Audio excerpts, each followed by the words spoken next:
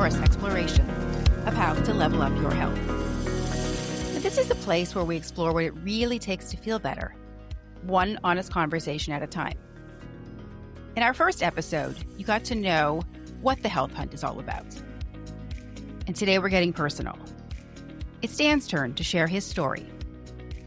Before we dive in, we wanted to share why we're doing this. We believe it's important for you, our listeners, to know where we've been on our own health journeys, what we've tried, what's worked, and what definitely hasn't. It gives context for the topics we'll be exploring and helps you understand why they matter so much to us. We've learned a lot of very useful and helpful information during our own explorations, and we're here to share that with you. So in this episode, Dan opens up about his path, from tracking biomarkers and experimenting with data to facing frustration, burnout, and eventually finding balance. It's a truly honest look at how curiosity, resilience, and what happens when you start treating your health like a lifelong experiment instead of a finish line. Now, before I let Dan take the floor, here's a quick disclaimer, because our lawyers told us we have to. The Health Hunt podcast is for informational and entertainment purposes only. We're not medical professionals, and nothing shared should be considered medical advice. Always consult your own healthcare provider before making any changes to your health. All right, now let's learn more about Dan's health journey. All right, I'm gonna take the first stab at this, and I'll do a little bit of my intro background. Again, disclaimer here that I'm not versed and seasoned in podcasts, and so please bear with me as I go through this. Just want to try to give you the best, like a little short blurb of my background, and then kind of where I'm at how I got here. And so, okay, so I was born and raised in Milwaukee, Wisconsin. I'm sure many of you are familiar with it. I've actually talked to someone in my life at a bar once who thought Milwaukee was in Tennessee. That was a short conversation. But yes, Milwaukee, very proud to be from Milwaukee, Wisconsin. I'm a middle child, very tight-knit family, an older sister, younger brother. I guess people always say I have the middle child syndrome. I don't know. I don't really believe that, but I get it all the time.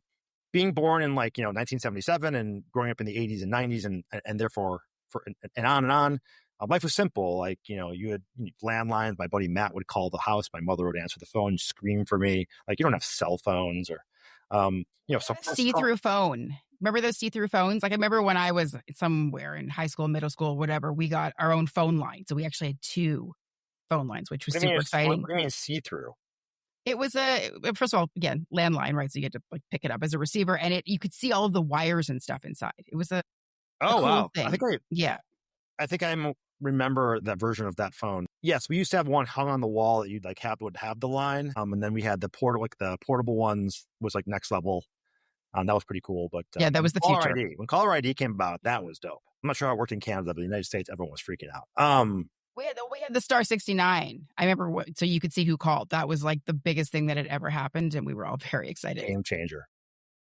We are old, but proud of it. So growing up was funny. I was very, very serious about tennis. I was a good athlete. I played competitive tennis, not professionally, obviously, but I traveled with all of the United States. I played in tournaments. I actually was quite successfing in that endeavor. I really enjoyed tennis, but I also was uniquely a couple buddies of mine. We were all kind of morons. We started this DJing entity called Spunky Funk DJ, and we would DJ as in 6th and 7th grade. We would DJ 7th and 8th grade dances, weddings, bar mitzvahs, and we weren't DJing spinning vinyl. We were putting CDs into CD players, and then it was, and we would lug around all of these CDs, and we probably got each got $100 a night or something. But to me, that was holy guy, it's got $100 cash.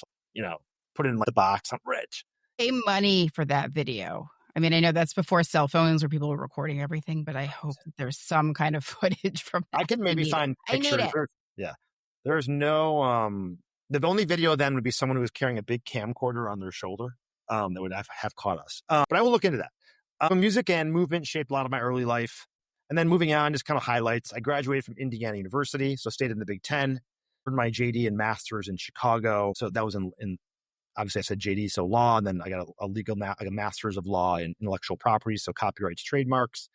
And then kind of on the personal side, health and wellness has been a part of my career, but not a part of my career, but I've been passionate about it, and it's a very personal thing to me. And it's kind of the what's motivated me to, start this podcast with Sandy. And so that's the background. So I grew up in Canada, and it's important that you know this because you might wonder where my accent is from. I don't think I have a strong accent, but you might hear me say about and house.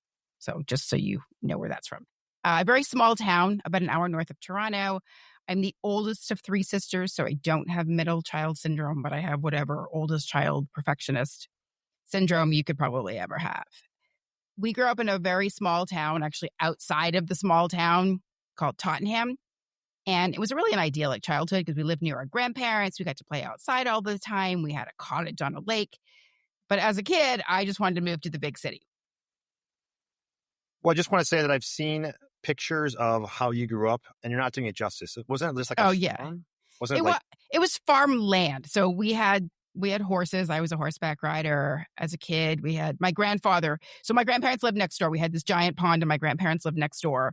And so we got to have a little path and we could go see them. But we also had, because he wanted to feel like a farmer. So we had chickens and occasionally turkeys, and there was the ducks and, some other random farm animals. But it wasn't a working farm. We weren't making money off hay or wheat or whatever people farm for. Nice. So as I was mentioning, I was sort of that high-strung, really extreme child where I put a lot of pressure on myself. And I'm mentioning this because this will come into play later when we talk about some of the health things. But, in terms of my educational background, I have a bachelor's degree from Queen's University in Canada, which is basically a business administration degree, kind of like here. And I have a master's in accounting with a concentration in forensic accounting from Florida Atlantic University here in Boca. And we're both here in South Florida. We didn't mention that. So this is a podcast about health and wellness. So we were both going to talk about our careers, but probably you don't care. But if you do care, you can send us an email at info@thehealthhunt.com and we'll tell you all about it. To talk about my journey in health, I think the first part of what I have to talk about is a flashback, kind of a one-off flashback. I call it the time I took Propecia. This is in 2015. And it was, when I say a major health obstacle, I mean, there are some pretty serious implications from this. Not life-threatening, but I'll jump into it and you'll kind of understand what I mean by serious. So, wait, does everybody know what Propecia is?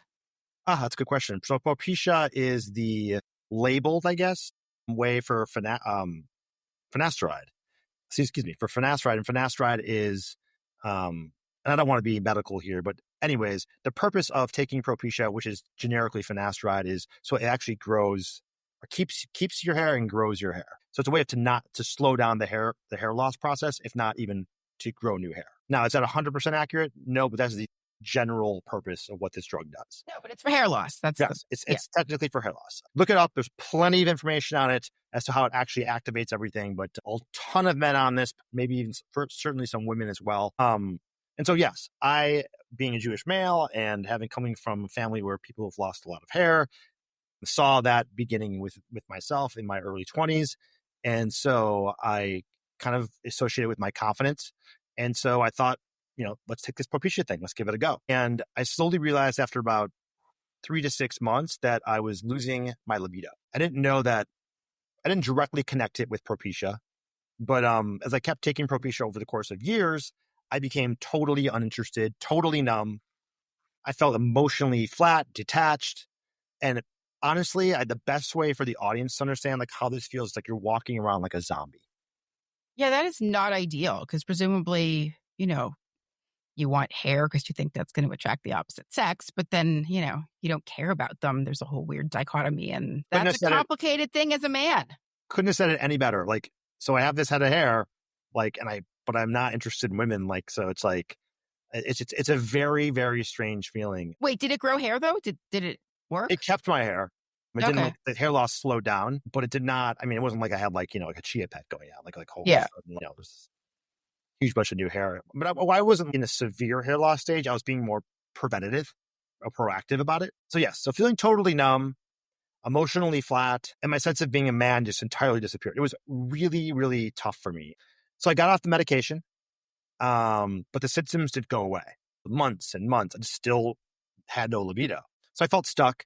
And so thankfully, this is approaching the time I would move to Los Angeles. I connected with a urologist at UCLA. And it was at this time that there were the articles, the medical community, the urology and endocrinology were starting to understand that this Propecia had a side effect in certain groups of people that was literally libido loss. Well, and I feel like that's all drug classes, right? I mean, everyone's seen the commercials of the 785 different things that can go wrong, but I mean, typically they don't even really know about a lot of those things, or they don't like to disclose them until well into when people start reporting the symptoms. So you just kind of know what it's supposed to do and all the good things, but and especially something like that, I don't even know if that's something they would have tested for originally when they were doing all the trial groups. Yeah, I think there was actually a huge lawsuit about it. I think plaintiffs class action firms sued the maker of Propecia, but that's another whole conversation to have. Basically, my urologist there got me on testosterone, something called clomiphene, which the secondary effect of clomiphene is to increase your testosterone. And then he also put me on L-citrulline, 3,000 milligrams, which also helped. It does various other things. And so we slowly watched over time as my libido returned and I was starting to feel kind of more back to myself. But the bottom line here is that the moral of the story is hair loss is hard for everyone. You kind of just look in the mirror and you feel like you're losing a part of you. But I will say that no amount of hair is worth losing if you lose your masculinity and your connection and desire to love life and women. I mean, I get that. Not the masculinity part, but I mean, so it looks like I have a huge head of hair, which I do. But I started to notice a little bit of thinning in here. And so I freaked out because my hair is like kind of my identity. And so I'm taking a supplement right now, but it's not a medical thing. So you're taking a supplement for that? Yeah, because I'm preventatively. I'm scared. It's called Nutrafol. Oh, I know. I've heard good things about it. It's a herbal type supplement. Sure. There's Nutrafol and there's another one, Pro something. I forgot what it's called. Pro Vivisco or Vivisco or something like that. Viviscal. So listen, you get it. Hair loss is hair loss. Doesn't man or woman. It's, if you identify and it's part of who you are, to see it to kind of disappear is very nerve wracking and can really cause craziness. And so that's my little part of that. And obviously, everyone has their own kind of neurosis and own little story to tell in that regard. But it's an interesting thing because I think that this brings us to the point about why we're advocating to do your own research and really understand the effects of any treatments that you do. Now, back when you started taking it, perhaps you could have done a deep dive on the internet and not come up with this because you wouldn't have known to look for that particular symptom. But, there's always information out there. So it's always a good idea to look at different platforms and see what people are talking about. For sure. And I mean, if there was AI in 2015, I may not have been Propecia. So that's an important backdrop to everything else I'm about to tell you. But this was a one-off that really mattered and I felt it was worth mentioning. Okay, so getting to about 2019, where I'm going to kind of start this story, I call it setting the table here. I think it's important to provide perspective on how various parts of my health journey tie together. In 2019, likely from the culmination of just like poor lifestyle, and I was functioning in a very poor lifestyle and just treating myself, poor diet, or I guess part of lifestyle, and just not exercising very much, and just who knows what else. My body was speaking to me, and it was kind of like a rock bottom. I had a laundry list of symptoms. I couldn't assign them to like one specific ailment. Like this is causing all of these things. It was just a malaise and just general multi-symptomatic issues and affecting just my existence and optimizing my health. And so, yeah, you felt shitty. We've all been there. I mean, even when we're sometimes doing healthy things, we still feel shitty. I mean, that's the frustration of life. I expect whoever's listening to this, or 3 listeners, I expect that many of these symptoms I'm about to list, you can identify with. I feel like everyone, as they get past their 20s and into their 30s and 40s, gets some of these. So, fatigue, obviously, brain fog. I had something called middle insomnia, which is a little bit more nuanced, to where I would go to bed at like 10, fall asleep really quickly, wake up at like 3, wide awake.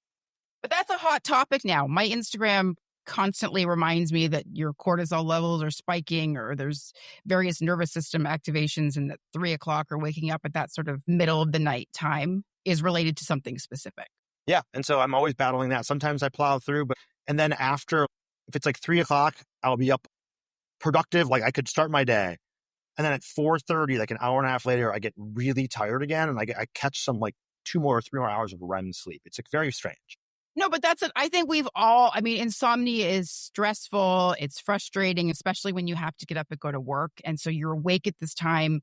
You're calculating how many more hours of sleep you have. That makes it worse. You spiral. You can't stop thinking about falling asleep, which means you don't fall asleep. And then you typically fall asleep half an hour before you have to get up. And then you don't finish your REM cycle. Because I heard it was like 90 minutes or something. And so then, you just fell asleep and then you wake up and you sort of want to die.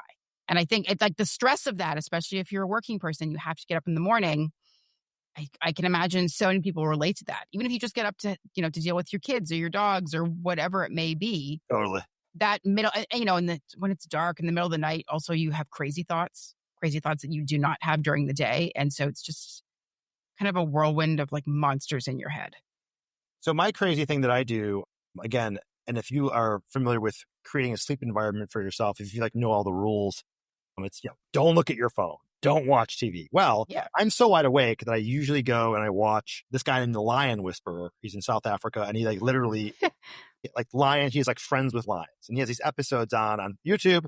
And I watch like a 45-minute thing of that, and like it's totally soothing watching this guy hang out with lions, buddy up, and so it just puts me to sleep. And you should not. They say you should not obviously do any of those things, but light blockers help. So I have my phone now turned so that the light's different at 9:00. I have my glasses all have blue light blocking. I think that makes some difference if you're going to look at a screen. They're supposed to. Really? They don't look blue. I mean, I don't know. I ordered them online, so I feel like blue light ones are the ones like the old people put on. They're like really big with like blue lenses. No, but I think they can build it into lenses. Again, I can't tell, but that my understanding is that I selected that option. So those are pretty cool. Okay, I didn't know you did that. All right, learn something new. Just running and finishing the list. Neck pain. I mean, that's a whole other thing. We can imbalance, acid reflux or GERD, like visceral belly fat. Like I'm not overweight, but just had a little bit of belly fat that like was uncomfortable and to various degrees, depending on how poorly my diet was. So again, nobody wants a mushroom top. I don't know if you remember that phrase. No, I don't. Mushroom top? When your pants are too tight and then some of the... it hangs over. I didn't have that like that. Like I had I think today, like maybe it's that. Maybe I guess they call it like a little dad bod-ish. Yeah, so maybe that's what that is. Oh, laundry list of symptoms. I'm not going to keep going on. I'm sure many of you, our 3 listeners, understand and identify with these things. But this is where I was at in 2019. So the next part of this is the 2019 wake-up call. This is so I've laid out my symptoms to you, and then one morning I wake up, and there's a very acute symptom of just, I cannot look into the sun. Like I cannot open my eyes. Like it's just, the sun is piercing my skull. Something's not right. So I have to go to urgent care. I had imbalance. I've never heard of something like that. I mean, I've heard of people that have light sensitivity, but not necessarily that it just all of a sudden one day you wake up and the sun has, scorched your eyes. It's really strange. I felt like a vampire on it. So I was like, did someone bite me last night? What is happening here? Right. And so, I went to urgent care, but nothing came up. It was like, we did some things, but they only can do so much. Yeah. Then I went to my primary care physician at UCLA. He was a great doctor, but kind of an alarmist a little bit. And I mean, I'm not saying this was wrong, but he immediately prioritized that I had a neck and brain MRI at the time, just because he wanted to rule stuff out. But he ordered them in a quite urgent fashion. It's startling. And I don't know if doctors realize what that does, because then it creates a whole other world of anxiety and stress and catastrophizing. And, your brain is an important organ. And so it's not something that you want to have a doctor in any sort of aggressive fashion call into question. And so, again, I forgot even how old I am at that point, but much younger than I am today. And I was just like, okay, is this it? Is this the line in the sand? I'm about to go get 2 massive MRIs, and my symptoms, we have no idea why these are being caused. So you're really putting me into that moment where I'm just fearing what's happening in my life. And so luckily, both those MRIs at the time came out fine.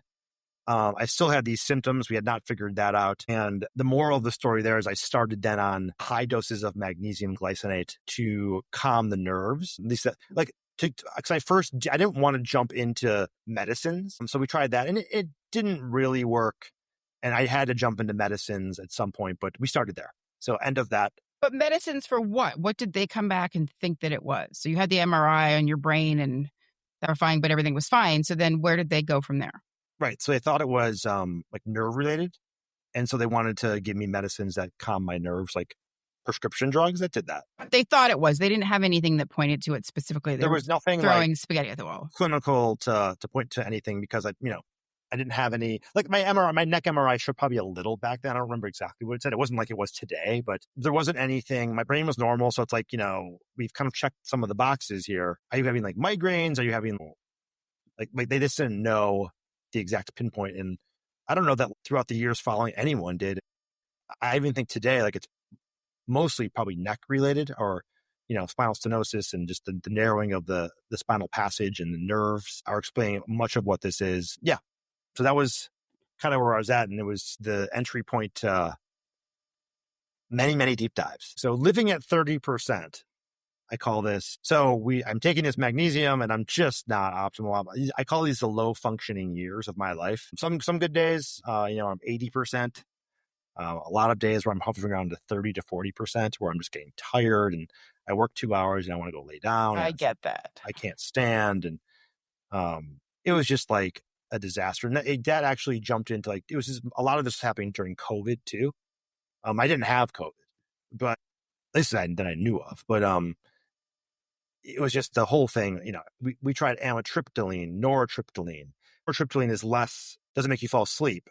Amitriptyline kind of does. They react similar. Maybe nortriptyline worked. I'm not sure. And then I took this drug that was given to me called armodafinil. Armodafinil is a drug that allows you to focus and keeps you up. Like an Adderall? Yeah, like an Adderall. But not as effective on your heart. And a low dose of that so that when I was working, I could actually work. Like I wouldn't like get exhausted. Was that the main symptom, sort of the exhaustion and just the feeling of malaise and fatigue and imbalance fatigue, imbalance and nausea.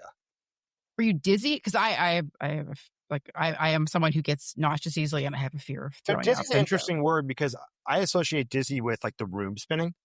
Yeah. It was never that. It was more like I just didn't feel like I was walking straight or I didn't feel stable on my feet.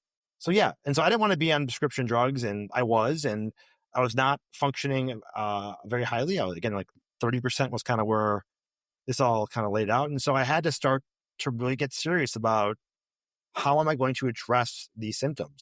I have to be my own advocate. Traditional doctors, it's too fragmented. They're not talking to each other. They're giving me ideas, but nothing's lining up as a plan for my health. Well, because you don't have a specific diagnosis that makes sense or that's based in any sort of science, you don't even know who to go to, right? And so we talked about this before, doctors are sort of siloed into their own specialty. And so you're getting the advice and the response of the specific doctors that you see without it having any real connection to what you're going through. And so I think, what you're saying is important because that's when you have to start doing your own research and advocating for yourself and figure out who you really should be talking to or where you go from there. Couldn't agree with you more.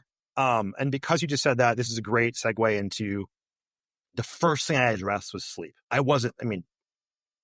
think I was sleeping 4 to 5 hours. Oh my God.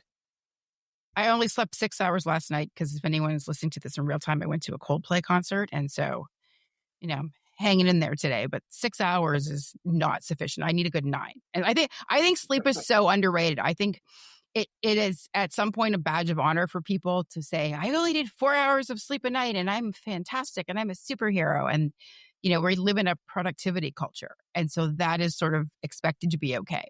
And so if that's the amount of sleep you're getting, you may think it's okay. It's not okay. And that affects everything. I agree with you. I think that it's like a badge of honor. It's like, oh, I'm so tired. I slept 4 hours or 3 hours last night, but I'm plowing through. Like, no, not cool. Not a badge of honor. You need your sleep. And so this was like the first thing that I wanted to address. And then to your point, Sandy, about different doctors and the fragmentation of the medical system. When I started to look at like, okay, I need a sleep doctor. I started to look and I'm like, there's all these doctors. Like there's a sleep neurologist that will kind of address my insomnia. It's more like obviously brain based, but like nonetheless, they'll read an MRI and they'll give you a diagnosis for sure. Like, and they're qualified for sleep, but they're neurologists. Then you have pulmonologists, who focus on breathing, obviously, but hence the pulmonology part. And they'll really focus on snoring and do you have obstructive sleep apnea. And then there's internal medicine doctors that actually have carved out board certified sleep practices.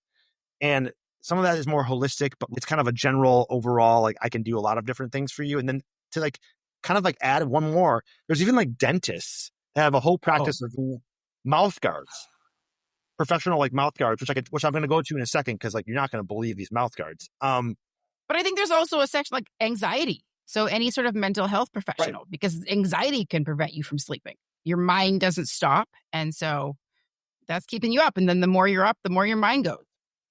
Totally. And so I, on this list, chose pulmonologist. I'm not sure how I backed into that, but that's where I went. And the pulmonologist gave me like an at-home sleep study.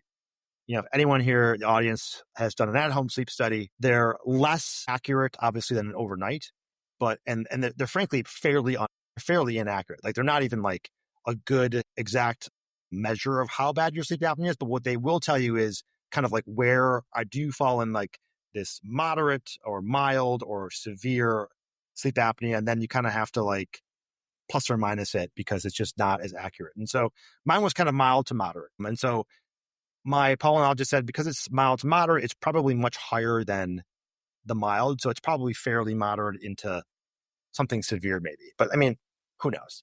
Anyway, wait, just because people, everyone hears sleep apnea, but that's, you basically stop breathing. Is that what the functionality of that? You stop breathing. And like, again, we're going to do an episode on this and we'll bring like an expert on, but because I don't want to like misspeak to it, but I do remember that my AHIs, which I believe, I don't know what that stands for, were like 16 an hour, which isn't even high, is how many times I stopped breathing per hour. That's such a wild thing to happen. We rely on our bodies to know how to breathe. Totally, yeah, no. And your body is like literally, you're not breathing. So like think about the stress you're putting on your heart. Yeah. And then of course you're going to at some point wake up because your body is like gasping, like you need to be awake. It's telling you that I need some air, I need a breath. And so I got this mouth guard made at a dentist through this company called, I forget the company, but they're kind of like the leader in mouth guards. But I didn't even know this world exists, where they give you a mouth guard that effectively locks your jaw. That's the point of it, to lock your jaw so that you don't open your mouth, so that your breathing, your passage where you're breathing, and your tongue settle in, and so that you actually are not breathing out of your mouth. It's locking your mouth. That sounds horrible. So I was not doing a CPAP at this time. I was like, I'm not going to be Darth Vader at night. I'm not having this whole contraption in my bedroom. I'm going to try this mouth guard business. And every morning after I put the mouth guard on, and there's different settings as how tight you want to put it on, I would wake up, and this was like known. They tell you to chew gum so that you can realign your jaw. It clicks back in. This is horrible. Can't imagine. First of all, sleeping, you need good conditions. So if you're uncomfortable in your mouth, I don't know how that's going to help your sleeping. So I got used to it. It sucked. Like the first couple nights, it was like someone sewed my mouth shut and then like put like weights in it or something. It was like very weird. And then I got used to it. And I got used to the clicking, and all of a sudden the clicking even stopped. But eventually I got what this like overnight sleep study from the same pulmonologist, and half of it was done without the mouthpiece and half of it was done with the mouthpiece to see how that looked, the improvement. And the improvement was slight, but not enough. So the mouthpiece was working, but it wasn't working well enough. So the writing was on the wall, and I had to start looking at CPAPs. Ugh.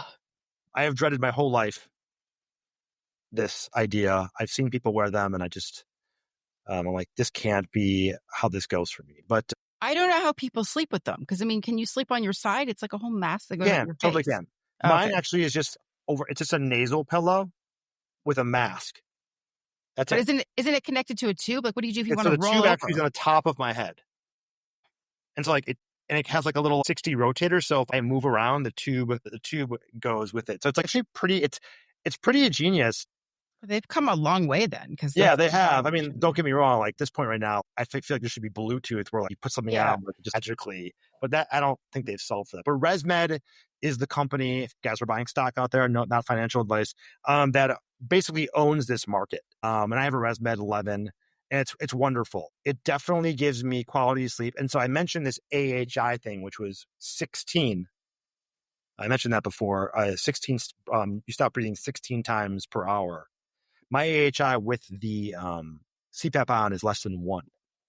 Oh, so you're actually so it is changing your sleep, because you just it was a shot in the dark, right? To think that was the problem. And so that's kind of a big development. Right. And so there are a lot of, so the one thing I will say, and this is there are a lot of people that have CPAPs that don't talk about it.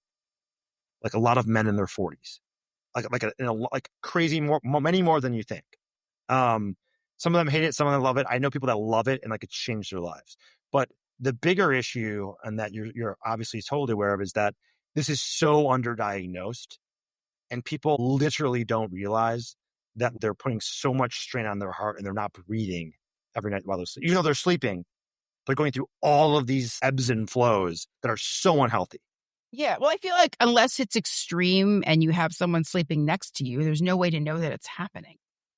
And I live alone. So I had to do this journey was all on my own, like just discovery. Although there is an app called Snore Lab where you can record the audio of your snoring. And I did that, and it was, on many nights, not bad, but on other nights, alarming.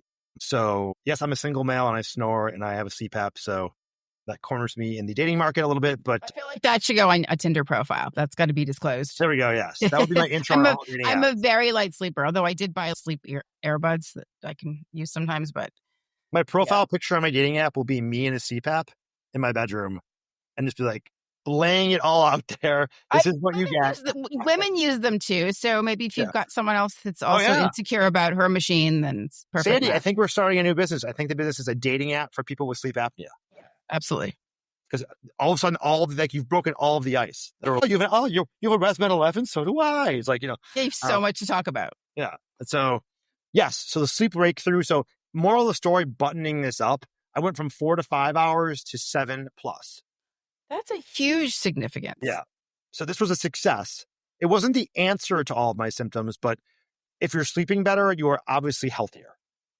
You detox during your sleep. A million good things happen. We'll do a whole episode where we'll break it down a little bit further in some of the science. But yeah, there's reasons why we sleep. Everybody sleeps. Animals sleep. Everything sleeps.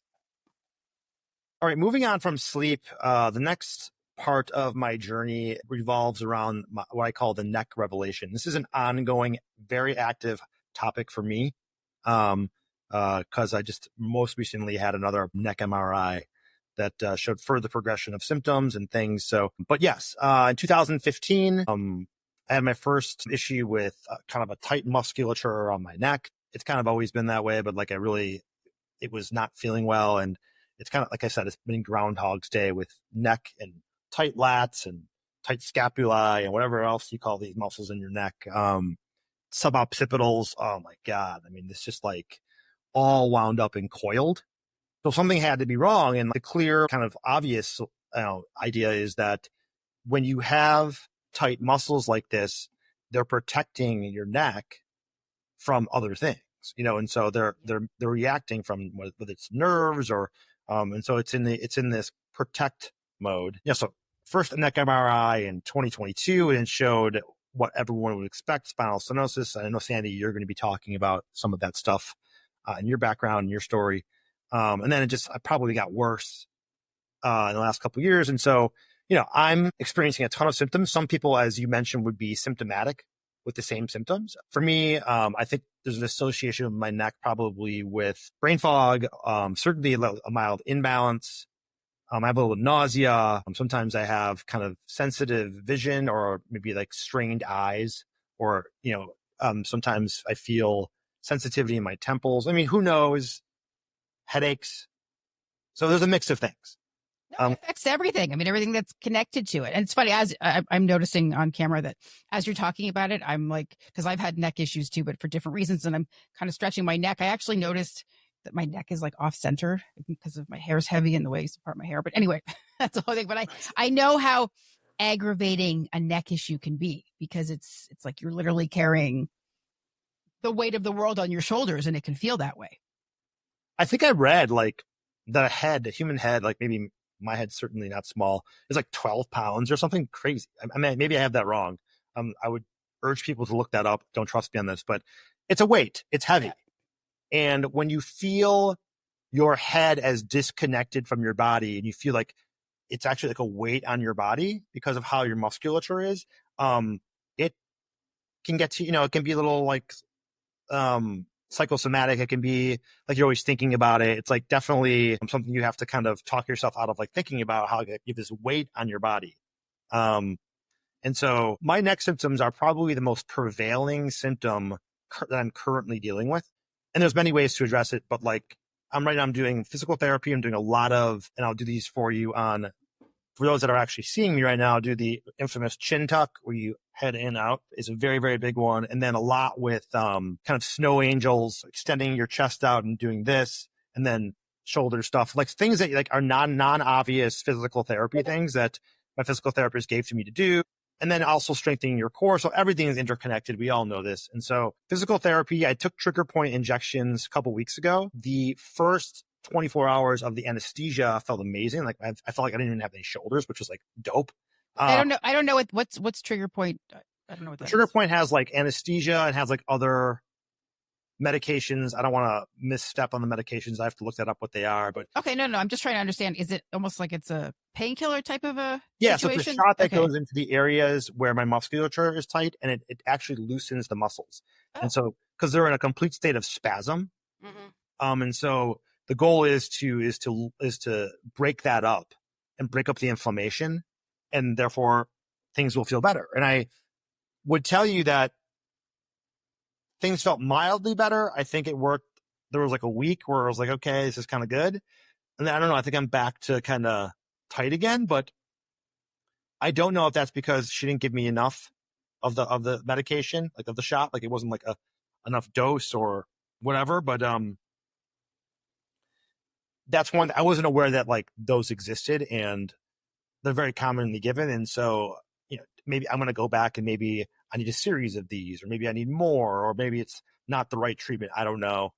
Well, it sounds like a very short-term solution. I mean, if you're only getting a week of relief, even if she didn't give you enough, what are you going to get a shot in your neck every week, every 2 weeks, every month? Is that right? So those are the great questions. Like, do people do this every month? Was the dose you gave me high enough to like, if I do this like 3 or 4 times, will like over the course of those 3 or 4 times, will the muscles just get less tense because there's a pattern and you're addressing it? All temporary solves. Nothing here is permanent whatsoever. yeah? But I want to know more just before I either say forget it or continue with it. And so doing that, so physical therapy, trigger point shots, and then I'm actually looking into spinal decompression, which is done on a machine where they kind of stretch your neck out. All these things sound terrible, but yeah. Yeah. No, it sounds really, really, it works. well, like it's very common. Chiropractors do it. I just don't know if it's right for me. So I'm just looking into these things and being mindful of my neck, and we'll see how it goes. I'm not going to get surgery on this, or at least if I ever do, it's not going to be now. That's the neck portion of this. Summary of neck is really that all sorts of symptoms can come from this because it's all these nerves are coming from, or and all the signal path from your brain nerves to your body. And so like it's any number of symptoms can come from this, and you just don't realize this until you experience it. And so, which kind of actually goes into like, I'm going to kind of rapid fire now a little bit of some of the other symptoms I'm feeling so I can wrap this up, but kind of goes into the gut. Like I do experience nausea with the neck. So is there like someone has mentioned vagus nerve to me. Like, is there a vagus nerve compression, which somehow the vagus nerve and the gut I go hand in hand. But anyways, I have kind of GERD type symptoms, which, cause nausea, cause shortness of breath. And then when I take something like a famotidine, which is like a Pepto-Bismol, it goes away. It's because it's an H2 blocker. So it's addressing something as far as histamine goes, is my understanding. I used to take PPIs, which were like Lanzaprol, Omeprazole. There's a couple other forms of that, but I've read, and I think it's common knowledge now, that PPIs are really bad for you. Yeah, they cause more problems. I mean, because you're suppressing all of the stomach acid, which includes the good ones. Right. And so your body, you just are unable to digest, right? So it's blocking, you don't have all this extra acid, but also you have no way of breaking down food over the long run. Right. So I would go to gastro doctors and be like, just take 30 milligrams of Lanzaprol, like for like a month, and then wean off of it, and then like it'd be good. Like, and I was going through like that life. Like I was just like PPI off. And so I'm like, is there anything like I can try other than PPIs? And like, so famotidine, like Pepto, which is like, has nothing to do with how PPIs work, which is a much safer risk profile. I take those as needed, and they actually work really well for me. 10 milligrams is what's given in a kind of over the counter dose. I do 20. And if I'm really acting up or I want to be preemptive because I'm going to drink or have like something unhealthy to eat, I can even do 40, but I stick to probably 20. And then I also had this is a kind of a functional test. I had the Genova diagnostics test, which everyone out there, like it's gut health. I feel like I did that too. It sounds familiar. Yeah, people will probably associate it with the stool test. Mm-hmm.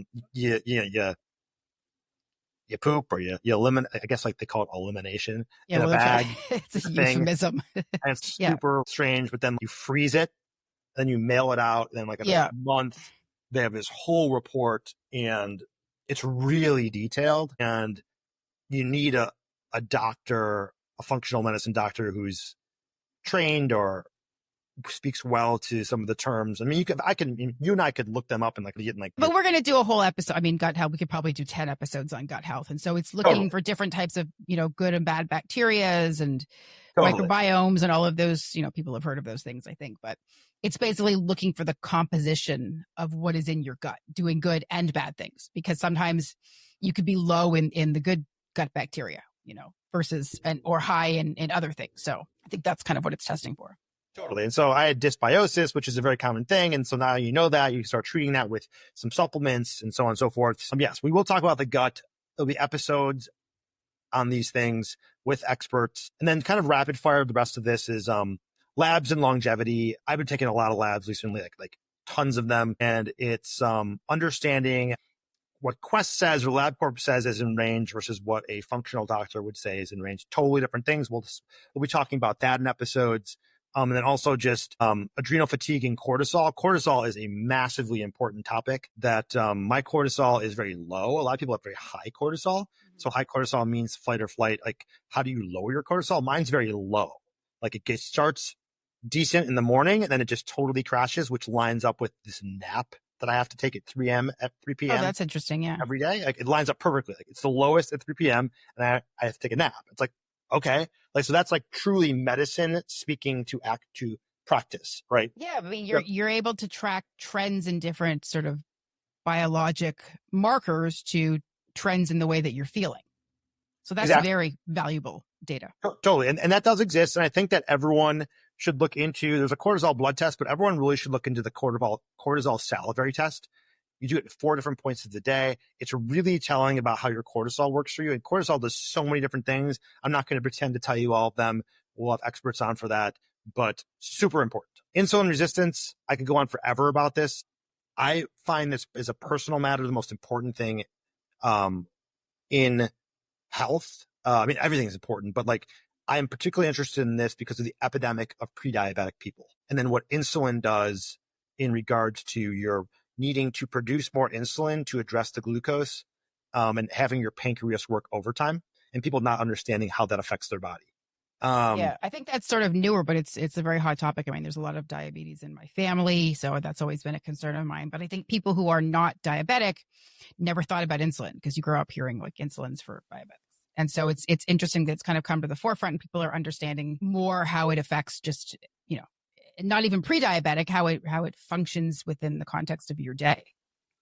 100%. And there's things to address that now. And there's companies coming out with, wearables and so on and so forth to understand how your body reacts to foods you eat. And the importance of this is, and I think the push that I want to make throughout like just health is just that you should really be looking at this stuff now, not when your lab result comes back and you're already in the pre-diabetic range. Like, you need to be preemptive about this specifically. And then last but not least, a topic that Sandy and I are very, very are very passionate about is the health, what I call the health optimization paradox. Even though I've run through all these things, all these ailments that I'm talking about and how I'm trying to address them. And like, some could say, Dan, you're a freak. Some people like, Dan, you're doing all the right things. It's, am I driving myself nuts? Am I creating anxiety over perfection? Am I looking at these biomarkers as if like they're the holy grail? The answer is probably, and I'm self-aware about it and I need to address it. And I need to find a healthy balance between what I'm doing for my health and how I'm also psychologically able to stay sane throughout the process. Yeah. I mean, this is a hot topic for both of us. And I think we've already decided this is going to be one of the more recent upcoming episodes because I have the same thing. I mean, and I'll talk about it soon, but with my health issues, I'm literally chasing health and it feels sometimes like a full-time job. And then there's the highs and lows of getting excited about a new test, what it's going to reveal, a new supplement, how is it going to make me feel, and the amount of money that I kind of throw at it. And just feeling like my day is consumed with having to do all the right things, which again, we'll talk about in a future episode, actually keeps us in a state of being sick. Because when you're constantly trying to fix yourself, it tells your body it needs fixing. And so there's a mental mind-body component to all of that. So very interesting topic. Yeah. I know you and I can relate to this. I'm sure if people listening, the 3 people listening also can as well, is that I am very although I don't have my supplements on auto refill for whatever reason, I'm very cognizant of when they're getting closer to being done and reordering. And so it's the craziness of me. Just sometimes I look at my magnesium. I'm wow, I'm let me count the pills left so I know when to reorder. And it's the constant reliance on reordering supplements and all of these supplements I'm taking, some of which I think are very valuable and others which I don't know what they are, but because they've been suggested to me and because I've been taking them, it's the idea of just the reordering and keeping them in my kind of sphere of what I'm taking, Yeah. I'm actually trying to be more mindful because if anyone saw my supplement box, which is literally on the counter, so I know to take it, you would think I was insane. And so I'm trying to be more mindful now as I'm running out. I'm deciding whether or not I really want to reorder. This is just something I started doing probably in the last month or so. Being more cognizant of again, same thing. Somebody recommended it to me or I saw it somewhere and I have a fear of not taking it, that it makes me feel any better or that I actually need it. And so. Yeah, right. The only way to do that really is to take a blood test. Yeah. And then take a supplement and then take another blood test. And again, that speaks to going crazy and gamifying things, but that would be a way. I don't know, because I've recently started taking so many supplements. I don't know if they're actually making me feel better. I don't know. Yeah. I think there's a couple that I can wow, this I need, but most of this is I don't know. Seems good. Yeah. Sounds good. I'm taking vitamin C, at what, I have benefits to it, but so, yeah. And so really excited to dive into all the things we're going to be talking about, but, wanted to share this background and some of the things that I'm focusing on for my health. And welcome to the Health Hunt. I am excited to get this moving. Thanks, everyone. Well, that was Dan's story. A reminder that behind every chart, test, tracking app, and Darth Vader sleep machine is a real human trying to make sense of their health. His journey shows that sometimes the biggest insights come not just from data, but from patience, curiosity, and a willingness to keep trying and experimenting with everything. We wanted to share our personal backgrounds so you can understand the why behind the conversations we're having.